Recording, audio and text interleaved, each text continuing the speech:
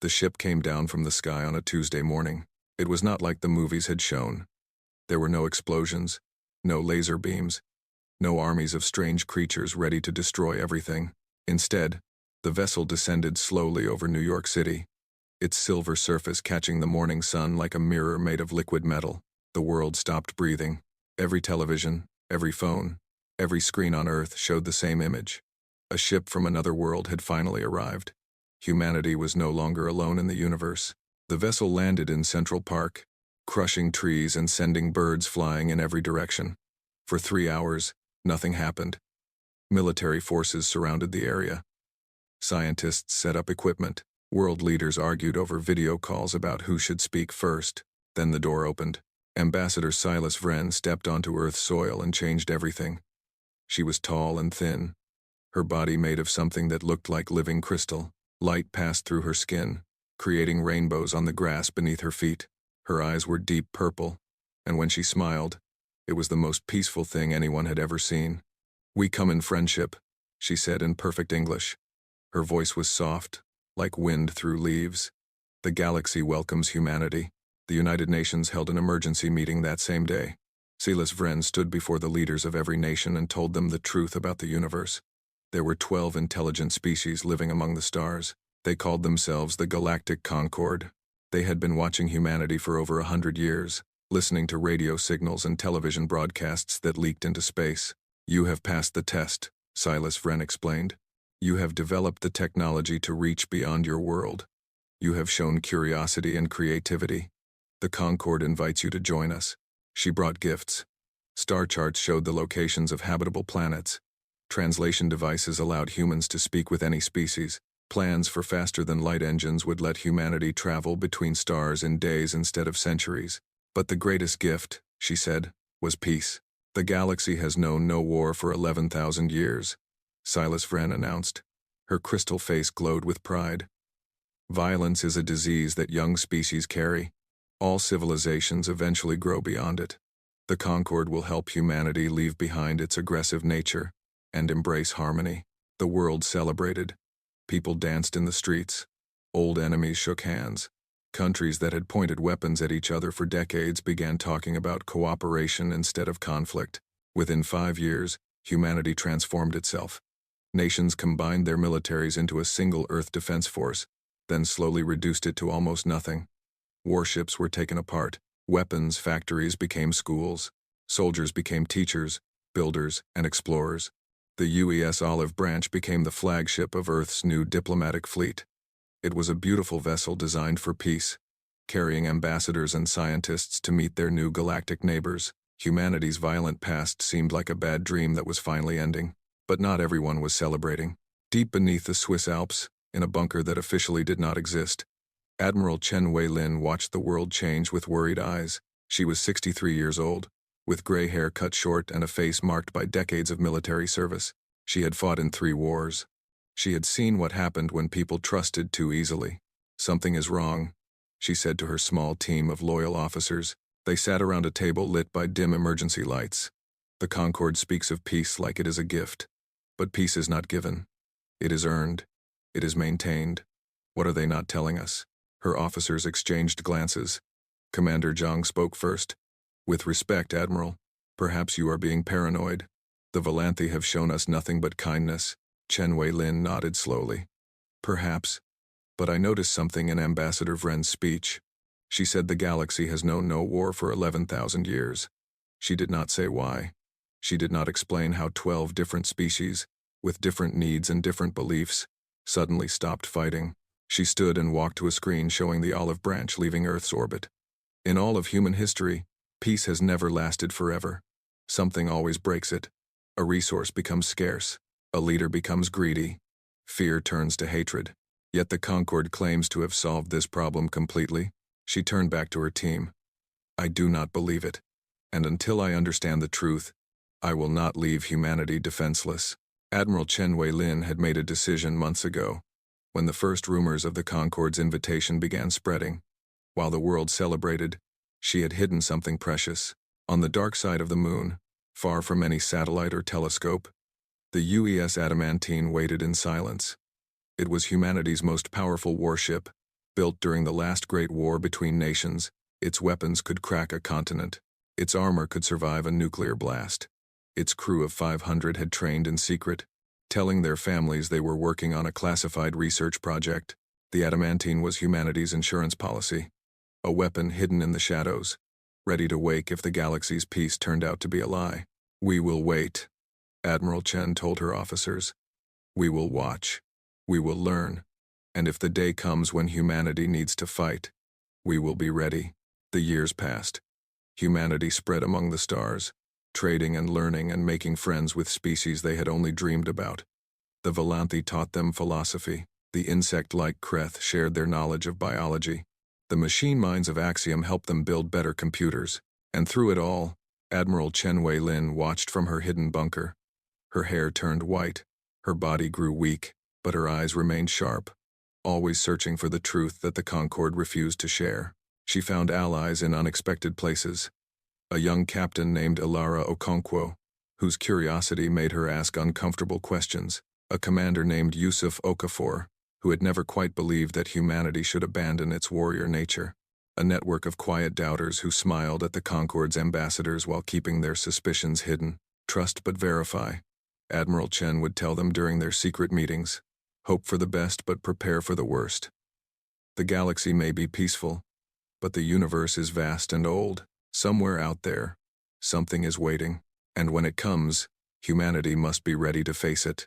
20 years after first contact, her patience would finally be rewarded. The truth was about to emerge from the darkness, and it would be more terrible than anyone had imagined.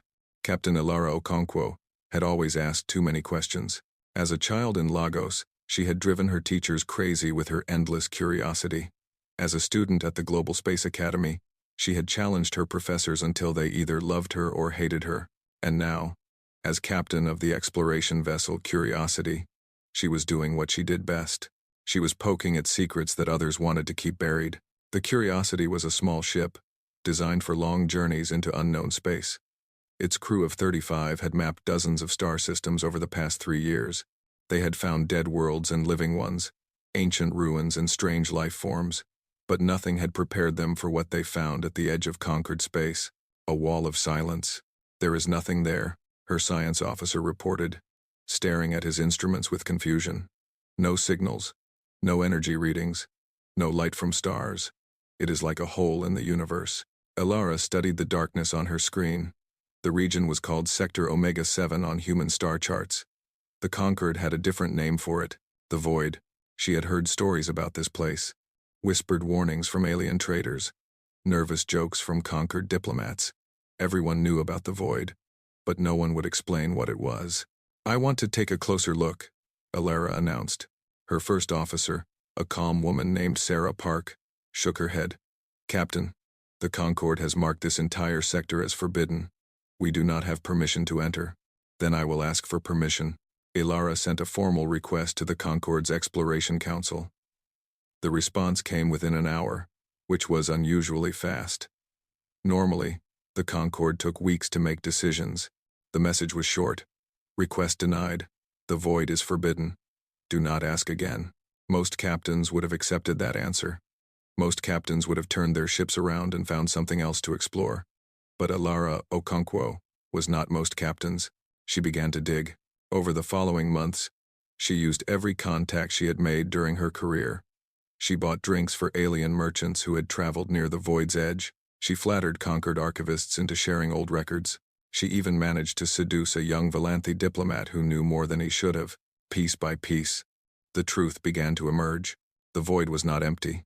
It was a graveyard. 11,000 years ago, the galaxy had been a very different place. Hundreds of intelligent species had lived among the stars, building empires and making wars just like humans had done on Earth. The Concorde's 12 species were simply the survivors of something much larger. Something terrible had come from the Void. Ilara found old records hidden in forgotten databases. She discovered testimonies from species that no longer existed. She pieced together a story that the Concorde had worked very hard to bury. The creatures had no name that could be spoken. The ancient records called them the Hollow Ones. They were beings of living shadow, older than the stars themselves. They did not eat food or breathe air. They fed on something else. They fed on life itself. When the Hollow Ones emerged from the void, they consumed everything in their path. Entire civilizations vanished in months. Billions of lives were erased like words on a page. The surviving species tried to fight, but their weapons were useless against enemies made of darkness. In the end, they did not win. They surrendered. The Concord's ancestors had made a deal with the Hollow Ones. They would stop fighting. They would stop expanding. They would remain quiet and small and peaceful. In exchange, the Hollow Ones returned to the void and went back to sleep. 11,000 years of peace was not a gift. It was a prison sentence. The galaxy had survived by staying silent, hoping the monsters would not wake up. Alara felt sick as she read the final records. The Concord had hidden this truth from humanity. They had invited humans into their peaceful federation, without mentioning that it was built on fear. They had asked humans to give up their weapons without explaining what those weapons might one day need to fight. She understood now why the Concord was so afraid of violence. War made noise. Conflict drew attention. If any species became too loud, too aggressive, too visible, the Hollow Ones might wake up and start feeding again. Humanity had been deceived. Alara encrypted her findings and sent them to one person on Earth, Admiral Chen Wei-Lin. She had heard rumors about the old woman, about secret meetings and hidden ships. She hoped the rumors were true. The response came 3 days later, on a channel so secure that it should not have existed. "Come to the dark side of the moon," the message said. "We need to talk." Alara made excuses to her crew and took a small shuttle to Earth's solar system. What she found on the moon took her breath away. The UES Adamantine was enormous. It hung in the shadows like a sleeping dragon. Its weapons pointed at the stars. Around it, a small fleet of support vessels moved in careful patterns, maintained by crews who had lived in secret for 20 years. Admiral Chen Wei-Lin met her in a briefing room overlooking the massive warship. The old woman was thin and frail now, but her eyes burned with fierce intelligence. "I always knew they were hiding something," Chen said after Alara finished her report.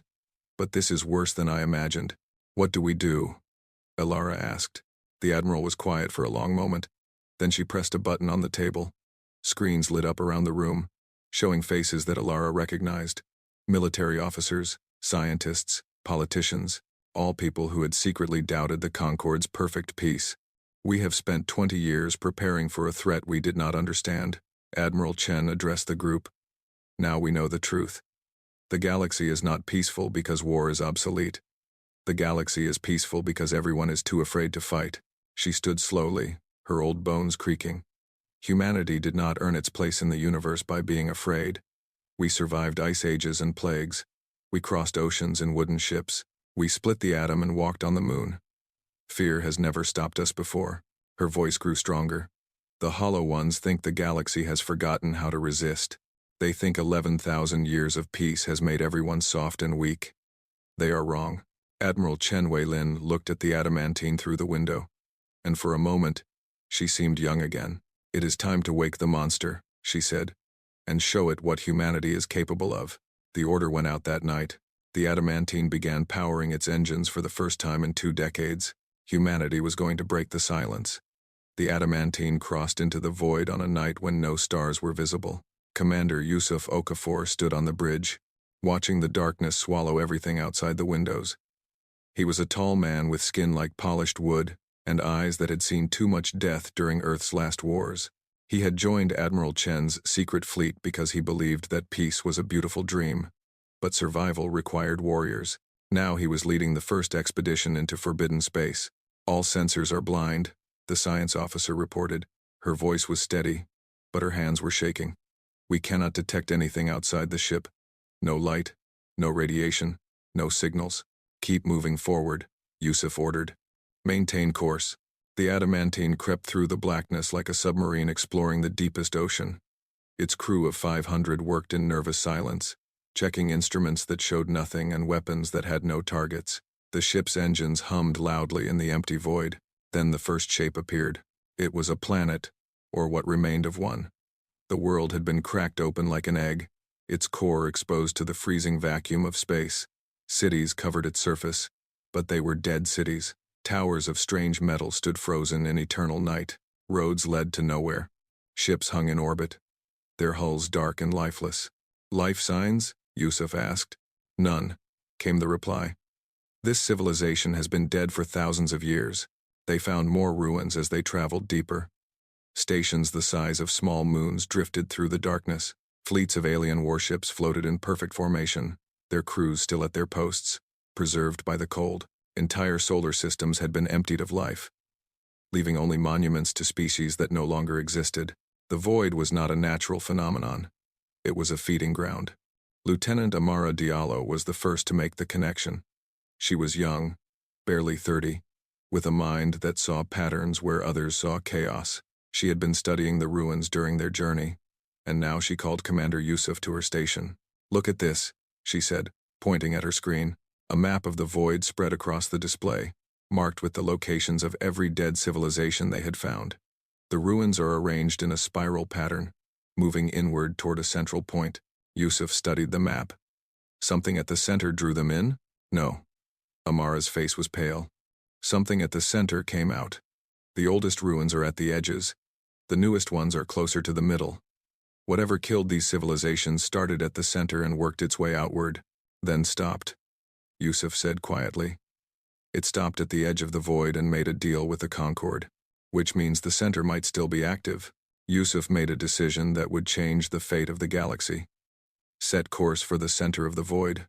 We need to see what we are dealing with. The journey took 3 days.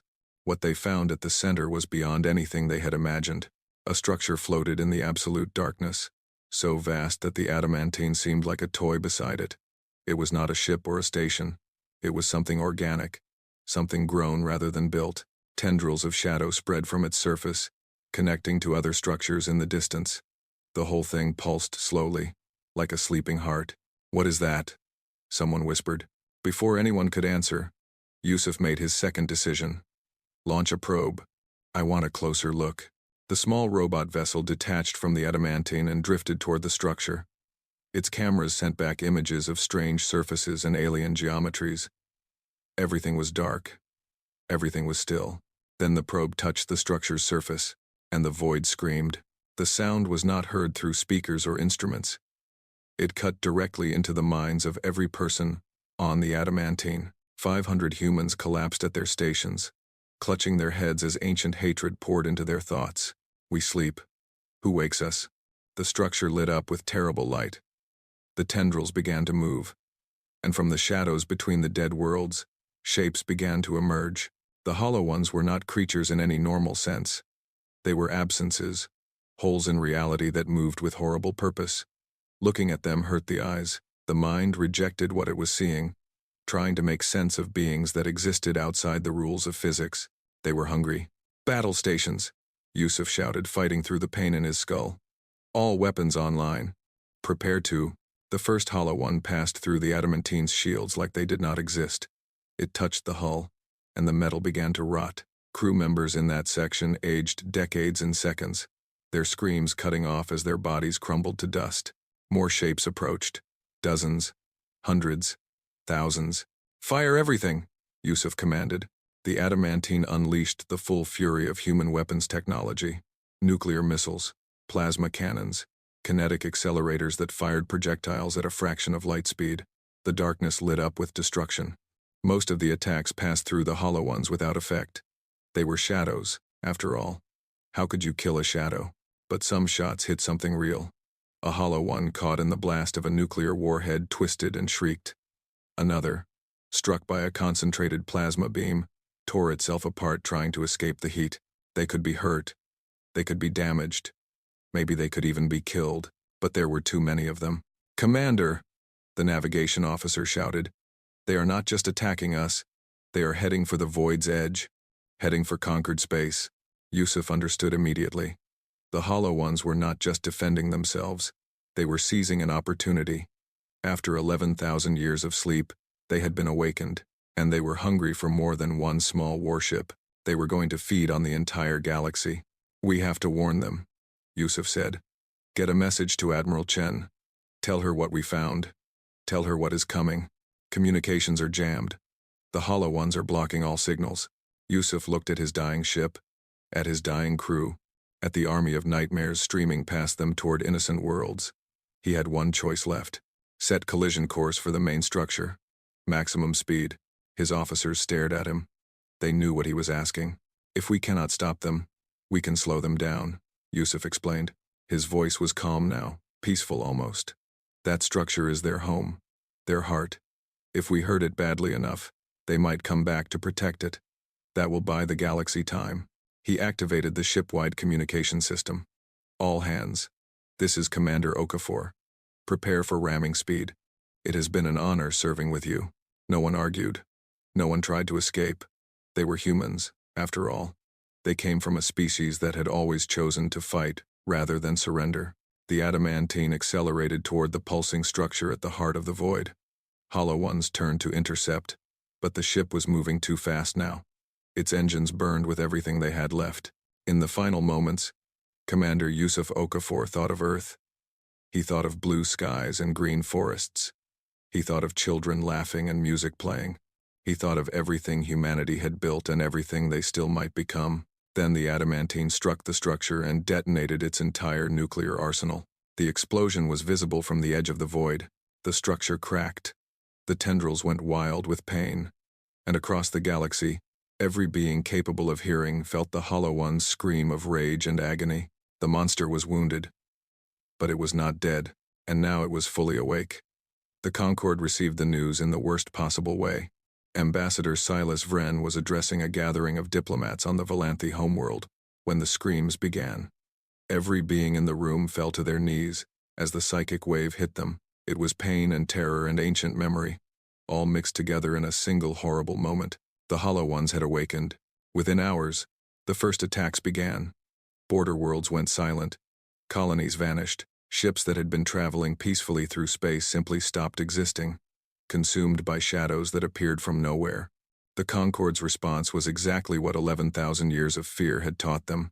They panicked. Emergency councils were called across a dozen homeworlds. Leaders argued and blamed each other.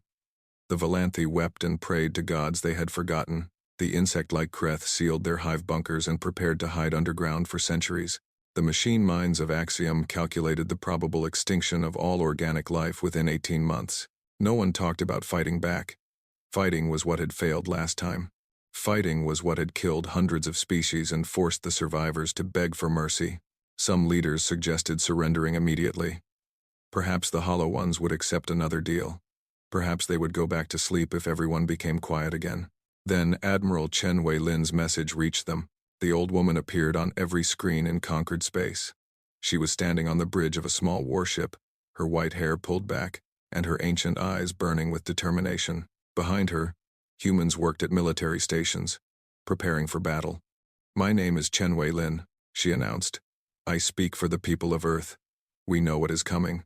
We know what the Concorde has hidden from us for 20 years. And we know that your first instinct is to surrender." She leaned toward the camera. "We do not accept that." The Concorde's leaders watched in stunned silence as the human admiral continued. Humanity broke the silence. "We woke the Hollow Ones. That was our mistake, and we will take responsibility for it. But we will not apologize for refusing to live in fear. We will not apologize for asking questions that others were too afraid to ask." Admiral Chen's voice grew stronger. "The Hollow Ones are not gods. They are predators, and predators can be fought. Commander Yusuf Okafor proved that. When he rammed his ship into their heart, he hurt them. He made them bleed. If one human ship could do that, imagine what an entire galaxy could do." She spread her arms. "Stand with us. Remember what your ancestors knew before they surrendered. Remember how to fight. Or stand aside and watch as we show you what humanity is capable of." The message ended. For a long moment, nothing happened. Then, slowly, responses began to arrive. The first came from a Valanthi military commander who had studied Earth's history as a hobby. He pledged himself and his ships to humanity's cause. Then came a Kreth hive queen who had always thought her people's hiding was shameful. Then a small group of Axiom machine minds who calculated that fighting gave them better odds than surrendering. Not everyone joined. Many species remained frozen in fear. But enough answered the call. Admiral Chen had her army. The humans worked faster than anyone thought possible. On Earth and its colonies, factories that had been making farming equipment began producing weapons. Schools became training grounds. Scientists who had studied peaceful technologies turned their minds to destruction. Within 3 months, Humanity had built a fleet of 200 warships. They were not as advanced as the Adamantine had been, but they were functional and deadly. Their crews were not professional soldiers, but they were brave and determined. The first real battle took place over a world called Harmony 7. It was a Valanthi colony, home to 2 billion people. When the Hollow Ones arrived, they expected no resistance. They were wrong. Admiral Chen commanded the defense from her flagship, the UES Defiance. Captain Elara Okonkwo led the assault squadrons. Valanthi lightships and Kreth biofighters supported the human vessels. The battle lasted 18 hours. The Hollow Ones were ancient and powerful, but they had forgotten what resistance felt like. For 11,000 years, their prey had simply accepted death. Now that prey was fighting back with nuclear fire and plasma beams and weapons that should not have been able to hurt them. Humanity paid a terrible price. 60% of their fleet was destroyed. 30,000 soldiers died in the darkness of space. Admiral Chen herself was badly wounded when a Hollow One breached her ship's hull. But when the battle ended, Harmony 7 was still standing. The Hollow Ones had been driven back. Word of the victory spread across the galaxy. For the first time in millennia, someone had stood against the darkness and survived. More species joined the alliance. The Valanthi fully committed their remaining military forces. The Kreth unleashed bioweapons that had been sealed away for 10,000 years. Even cautious Axiom began designing new war machines. The war that followed was unlike anything the galaxy had seen. Humanity led every major assault. They developed new tactics and new weapons. They studied the Hollow Ones' weaknesses and found ways to exploit them. Heat seemed to hurt them. Concentrated light could drive them back. And most importantly, massive explosions could destroy them entirely. But the Hollow Ones learned too. They became more careful, more strategic. They began targeting civilian populations instead of military forces. They destroyed food supplies and medical stations. They tried to break the alliance through terror rather than direct combat. Admiral Chen refused to give up. Even from her hospital bed, she commanded fleets and planned operations. Her body was failing, but her mind remained sharp. Every day we fight is a day our scientists have to find a permanent solution, she told her officers. We cannot win through force alone. The Hollow Ones are too many and too old. We need another way. Captain Elara Okonkwo was the one who found it. She had been studying the records recovered from the Adamantine's final transmission. Commander Okafor's sacrifice had damaged the Hollow One's central structure, but it had also revealed something important. The structure was not just their home, it was their anchor. The Hollow Ones were not truly alive in any normal sense. They were something between matter and energy, between existence and nothingness. The structure at the heart of the void kept them stable, kept them able to interact with the physical world. If that structure could be destroyed completely, the Hollow Ones would lose their anchor. They would drift back into whatever dimension they had come from originally. But there was a problem. The structure had survived the Adamantine's nuclear arsenal. It had survived the greatest explosion humanity could produce. They needed something bigger. Elara brought her findings to Admiral Chen. The old woman listened carefully, then smiled. I know what we need to do, Chen said. But you are not going to like it. She explained her plan. It was insane. It was suicidal. It would require every remaining ship in the Alliance fleet, and it might just work. Admiral Chen Wei-Lin rose from her bed for the last time. She put on her uniform, walked to the bridge of the Defiance, and addressed the Allied fleet. Today, we end this war. Today, we silence the darkness forever. Some of us will not survive. I probably will not survive. But our children will live in a galaxy free from fear. She sat in her command chair and gave the order. All ships, prepare to enter the void. We are going to finish what Commander Okafor started. The greatest fleet in galactic history moved toward the darkness. The final battle was about to begin. The Allied fleet entered the void like a river of fire flowing into the darkest night. 3,000 ships from a dozen species moved in formation toward the heart of the darkness. Human warships formed the center, their hulls painted with the names of worlds that had been lost. Valanthi light cruisers danced on the edges, their crystal structures glowing with deadly energy. Kreth living ships pulsed with biological weapons that could eat through shadow itself. Admiral Chen Wei-Lin sat in her command chair, watching the darkness close around them. She was 93 years old now, and her body was held together by medicine and determination. This would be her final mission.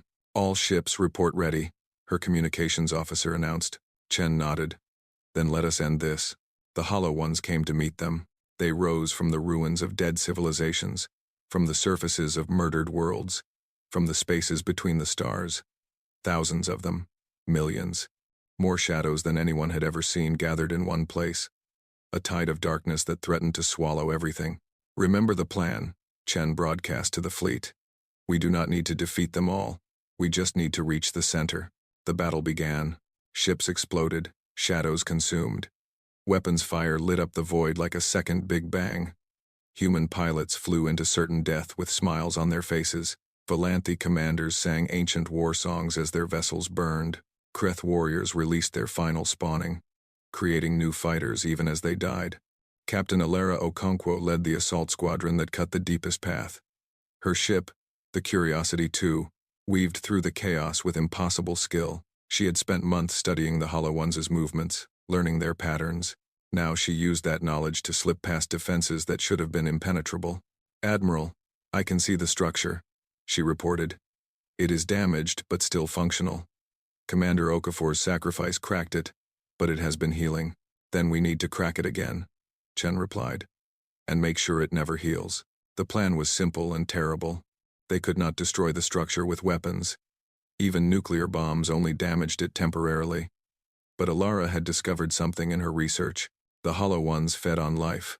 Their structure was designed to process and consume living energy. That was why they could not be killed by normal means. They simply absorbed the energy from attacks and used it to make themselves stronger. But there was one type of energy they could not absorb. One type of energy that was poisonous to creatures of shadow and silence. Joy. The ancient records had mentioned it only briefly. The species that had nearly defeated the Hollow Ones 11,000 years ago had discovered that positive emotions disrupted the creatures' feeding. Happiness, love, hope. These things were like acid to beings that existed on fear and death. Those species had been too broken by war to use this knowledge. Their joy had been destroyed along with their worlds. But humanity was different. Admiral Chen gave the final order. "All ships, activate the broadcast network. Send everything." Across the Allied fleet, specialized equipment came online. But these were not weapons. They were transmitters. Loaded with the most precious cargo humanity had ever collected, music began to pour into the void. Children laughing, orchestras playing symphonies, people singing in 100 human languages, love songs and victory anthems and lullabies whispered to sleeping babies, the sound of crowds cheering at sports games, friends telling jokes, families sharing meals. 40 years of recordings, collected from every human world, every colony, every ship that had carried people into the stars, the sound of a species that refused to stop living, even in the face of extinction. The Hollow Ones recoiled. The noise hit them like physical force. Shadows that had been advancing suddenly stopped. Creatures that had been feeding on dying ships released their prey and twisted in confusion. The darkness itself seemed to shrink back from the waves of sound. "It is working," Alara shouted. "They cannot process it. They are retreating, but not all of them. The oldest Hollow Ones, the most powerful ones, pushed through the barrier of joy. They were ancient enough to remember a time before silence, old enough to have developed some resistance to positive energy. They focused their attack on one target, Admiral Chen's flagship. "Admiral, you need to retreat," her first officer urged. "The Defiance cannot survive a direct assault from those creatures." Chen smiled. "I have no intention of retreating." She stood from her chair, her old legs trembling with the effort. "Captain Okonkwo, you have your orders. Lead the fleet to the structure and destroy it. I will keep these monsters busy." "Admiral, that is an order, Captain. Make my death mean something." Chen cut the communication and turned to her crew. "You all have the option to evacuate.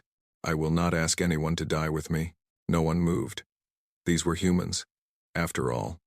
They did not leave their commander to face death alone. The Defiance turned toward the approaching Hollow Ones and accelerated to full speed. Chen activated the ship's final weapon, a recording of her own voice, amplified across every frequency. It was not a battle cry or a threat. It was something she had recorded years ago, when her grandchildren visited her secret base on the moon. "Once upon a time," her recorded voice began, "there was a species that lived on a small blue world. They were young and foolish and made many mistakes, but they never stopped hoping. They never stopped dreaming. And when the darkness came for them, they did not kneel. The Hollow Ones swarmed over the Defiance. The ship began to break apart. They stood up. They fought back. And they taught the galaxy that some lights cannot be extinguished. Admiral Chen Wei-lin felt the shadows closing around her. But she was not afraid. "My name is Chen Wei-lin," she said, "and I am human. We do not kneel. We do not forget. And we do not go quietly." The Defiance exploded with the force of a small star. The blast wave hit the ancient Hollow Ones and scattered them across the void. Chen's sacrifice had bought the fleet the time it needed. Captain Ilara Okonkwo led the remaining ships to the structure at the heart of the darkness. It was wounded now, weakened by Commander Okafor's attack years ago and destabilized by the waves of joy flooding the void. "All ships," Ilara commanded, "target the structure. Fire everything you have. And keep broadcasting." 1,000 weapons hit the structure at once, while music and laughter poured over it. The combination proved fatal. The ancient anchor of the Hollow Ones began to crack, then shatter, then dissolve. The Hollow Ones screamed. It was not a sound of anger or hunger. It was a sound of loss. Their connection to reality was breaking. They were drifting away, pulled back to whatever dimension they had originally come from. Some fought against it, but the joy broadcasts burned them. Others tried to flee deeper into the void, but there was nowhere left to hide. One by one, the shadows faded. The last Hollow One turned its attention to Ilara's ship. For a moment, something like communication passed between them. A feeling of ancient exhaustion, of a hunt finally ended, of rest long delayed. Then it was gone. The void fell silent. But this was a different silence. Not the silence of fear or the silence of death. This was the silence of peace. Ilara looked out at the darkness, now empty of its terrible occupants. Stars began to appear in the distance, stars that had been hidden for thousands of years. "We did it," she whispered. "We actually did it. The war was over. 7 years of fighting had cost billions of lives. Countless worlds had been scarred, but the galaxy had survived. And more importantly, it had changed. The Concord rebuilt itself with humanity at its heart. The old rules about silence and submission were abandoned. Species that had hidden in fear for millennia began to explore again, to question again, to live again. In the former void, now called the Memorial Space, a permanent broadcast station was established. It played music and stories and laughter constantly, a reminder to any Hollow Ones that might still be drifting in the darkness. On the anniversary of the final battle, a ceremony was held at the station. Representatives from every species gathered to honor those who had fallen. Captain Ilara Okonkwo, now Admiral Okonkwo, gave the speech. "We came to the stars hoping for peace," she said. "We found fear instead. The Concord taught us that safety required silence, that survival demanded submission. For 11,000 years, the galaxy believed this lie."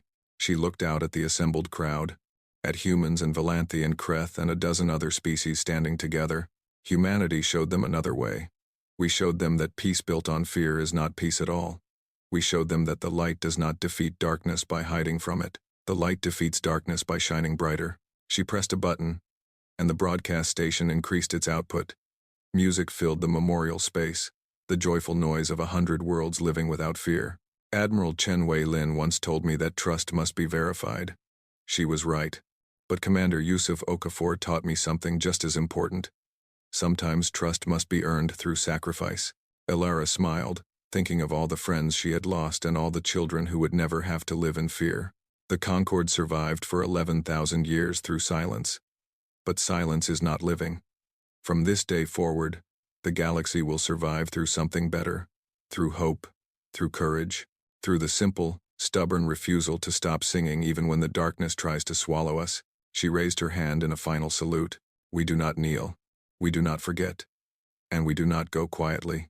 The galaxy answered with a roar of joy that echoed through the stars, and in the depths of the former void, the darkness listened. It could not return. The anchor was destroyed, the way closed forever. But even in its exile, even in its defeat, the darkness heard the music. It heard the laughter. It heard the unbreakable spirit of a young species that had taught an ancient galaxy how to hope again. And somewhere in the endless nothing, the Hollow Ones finally understood. They had been defeated by a species that refused to stop making noise. Humanity had replaced the silence of fear with a symphony of life. The galaxy would never be quiet again.